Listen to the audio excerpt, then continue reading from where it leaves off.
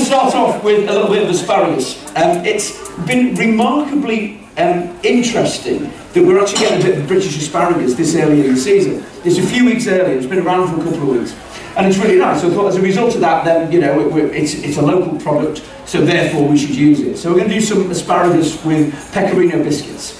Now the biscuits, what we do for those, it's like a crackery kind of flavour really, like a nice and crisp shortbread. So we've got a little bit of butter, we've got a little bit of flour, and we've got a little bit of paprika.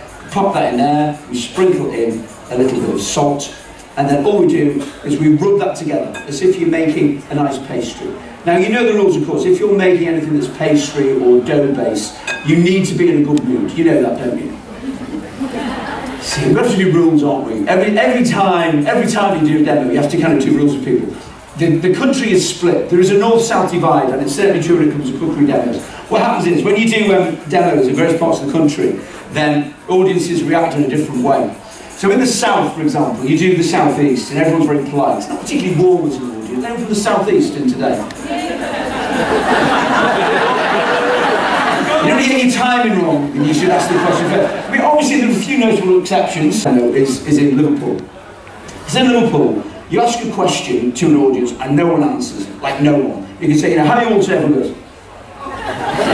So you have to say to people, when you do demo in Liverpool, you have to say, listen, if I ask you a question and you answer, it doesn't make you a snitch. And then they're fine, they're absolutely fine. So our rules are, if I ask you a question, there's a lovely audience that you are, it's not like being on the telly where you can abuse me or you can nod your head. I can't hear you when you're not. So, like, you know, if you say yes or no, it's great. We'll have a little practice. So, you know when you're making pastry, and it's all, you always need to be in a good mood, don't you? Yes!